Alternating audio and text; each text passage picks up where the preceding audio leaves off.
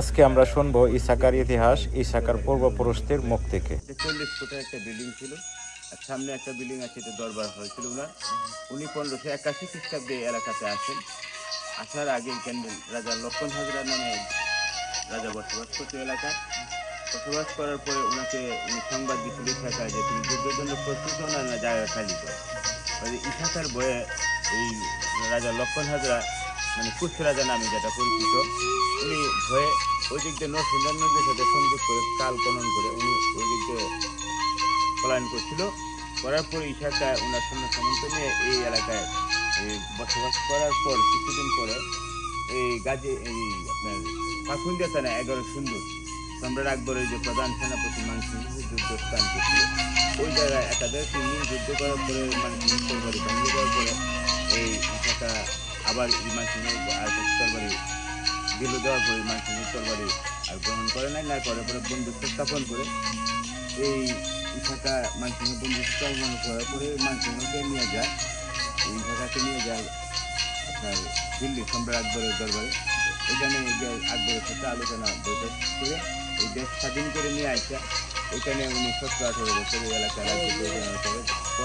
উনি কিছুদিন অবস্থা পরে উনি গাজীপুর ডিস্ট্রিক্ট কালীগঞ্জ থানা বক্তারপুরে উনি একটা পরিদর্শন এলাকা ছিল, এটা একটা বাগান বাড়ি ছিল। ওই বাড়িতে কিছুদিন থাকা অবস্থায় উনি উনি মারা যাওয়ার পরে ওই জায়গায় ওনার সমাধি করা হয়। পরে ওনার ছেলে মুশাক্কা মোহাম্মদ সাহেব দেশ রাজ্যে বারযুদ্ধ করার পর ওনারা কিছুদিন চালানোর পর ব্রিটিশ জমিদের নষ্ট করে দেওয়ার পরে বিভিন্ন জায়গায় ছড়াছিটা আছে, এখনো আছে, বা কেউ সাথে কেউ যোগাযোগ আছে, কেউ সাথে কেউ যোগাযোগ নাই। বা ওনার বংশধরের যে ইসাকার 6 ফুট 1 নম্বর পোস্টে কিছু চলে গেছে। আর এখানে আমরা যারা আছি ইসাকার বংশধর হিসাবে, এখানেও এই সম্পত্তি তেমন নাই, অনেক সম্পত্তি মানুষ গ্রাস করে খাইতেছে। ইসাকার একটা বিশাল যে পরিকা, এই পরিকাটাও এই এলাকার লোকজন গ্রাস করে খাইতেছে। যে পরিকাটাতে ইসাকার নরসিংহ নদীর সাথে সংযোগ করে এই ভিতরে এই বাড়িতে আসছেন।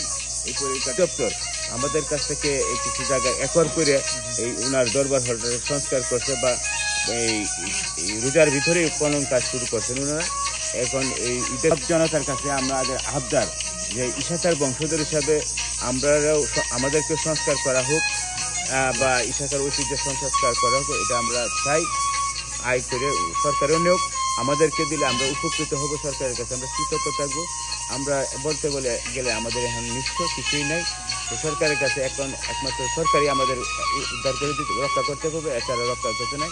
সকলে দেশবাসীর কাছে আমাদের এই উদারত আহ্বান, আমি ইসাকার বংশধর হিসেবে আপনারা আমাদের পাশে দাঁড়ান, আমাদের সঠিক যেটা এটা আপনারা সরকারের মাধ্যমে আমাদেরকে উদ্ধার করে যদি আমাদেরকে দেন, সকলের কাছে আমরা চিরজীবন কৃতজ্ঞ থাকবে। আমাদের এই পেজের মাধ্যমে জানিয়ে দেওয়ার চেষ্টা করবো যেন প্রশাসনের নজরে আসে, যেন এই বিষয়টা যেন প্রশাসন অতি দ্রুতভাবে যেন আমলে আনে যেন এই যে স্মৃতিটা আসে সে স্মৃতিটুকু নিয়েও যেন তারা বেঁচে থাকতে পারে।